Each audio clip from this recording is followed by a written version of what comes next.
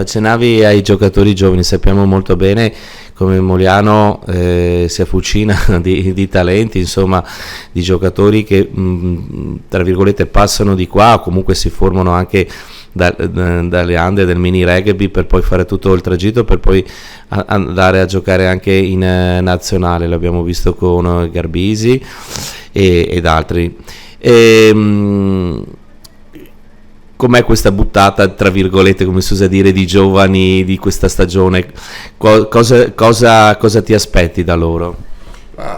Partiamo dicendo che storicamente Mogliano, da prima che arrivassi io, da molto prima, storicamente proprio Mogliano è una piazza che ha sempre avuto la possibilità di mandare giovani. Non è un caso, loro lavorano da sempre su questa filosofia qua e credo che è veramente una cosa importante, una cosa bella questa. Devo dire che questo aspetto un po' l'avevo conosciuto a Treviso, ma qua sui giovani ho sentito un pochettino di più di sottolineatura su questo aspetto, quindi è una cosa veramente, veramente non da tutti i club. Vedo e mi rendo conto dell'importanza del lavoro, dell'importanza che ci mettono sul lavoro delle giovanili, ma già dal mini rugby c'è tanta gente, tanti volontari, c'è veramente un gran movimento, quindi questo fa sì che crea un circolo virtuoso ed è facile che si possano creare più possibilità di fare sbocciare i giocatori. E adesso ne stiamo mettendo qualcuno alla prova da noi, come sempre. E gli occhi dei ragazzi in questi anni, ho avuto la fortuna di lavorare qua 6 anni, ne ho visti tanti, ne ho visti parecchi venire fuori. Lo sguardo loro all'inizio è sempre lo stesso, nel senso che c'è quello là un pochettino più furbo che sa che si può mettere alla prova, c'è quello un po' più timido. È bello in questo momento vederli. Io quello che mi auguro da loro è che prendano questa opportunità con spensieratezza, quindi questo è importante per loro, che colgano l'occasione di allenarsi con gente che a Mogliano da tanti anni e che gioca in Serie A Elite, che abbiano la possibilità di allenarsi con gente che viene dall'URC, nomi conosciuti, insomma è una bella opportunità per loro e spero che la possano cogliere con entusiasmo, ecco. Hai detto prima che si parte nel weekend 21 e 22 con Barrage, questa rinnovata Coppa Italia che torna dopo l'anno scorso. L'anno scorso poi c'è stato il bellissimo esperimento con il rugby di Marca. Non so se in qualche maniera attraverso la Coppa Italia, poi lo vedremo, si possa rinnovare in qualche maniera, visto che tra le altre cose Paese non prenderà parte alla Coppa Italia e men che meno tutte le altre che componevano il rugby di Marca. Un'occasione attraverso la Coppa Italia anche per, tra virgolette, coprire quei passaggi a vuoto, diciamo, quei turni di riposo del campionato, per dare continuità agli allenamenti, al gioco.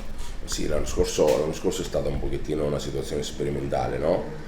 E devo dire che all'inizio la guardavo un pochettino con scetticismo, però devo dire che è stata dopo un'ottima esperienza. E credo che la collaborazione che ci sia stata con il club sia stata buona e secondo me può essere ancora maggiore e si può creare veramente una cosa a livello di rapporti fra le società. Ecco, penso che in tutti gli anni che, prima da giocatore, adesso da allenatore, che pratico l'ambiente, insomma, è la prima volta che vedo un pochettino di collaborazione, un barlume di collaborazione, cosa che nel nostro mondo, ahimè, manca. Quindi il creare rapporti fra società è importantissimo, perché non c'è altra strada, secondo me. E l'anno scorso si è creata questa cosa ed è stato... Immagino che i giocatori che citavi prima della Serie A eccetera siano quelli che avevano partecipato a questo progetto, no? Certo, noi abbiamo chiesto a tutti quelli che sono stati inseriti partecipi nel progetto, abbiamo invitato tutti quanti. Poi ovviamente c'è chi lavora, c'è chi ci si adatta e a volte è possibile, a volte no. però noi li abbiamo invitati tutti, quindi insomma è anche una continuità del lavoro, è una cosa bella, però tutto parte dai rapporti con i giocatori. Se hanno la possibilità la sfruttano, e sia chi lavora che chi lo fa di professione che chi lo fa di passione, tutti quanti se hanno la possibilità, hanno voglia di provare. Non conosco giocatori, non ne conosco veramente pochi che se hanno un'opportunità da cogliere non provano.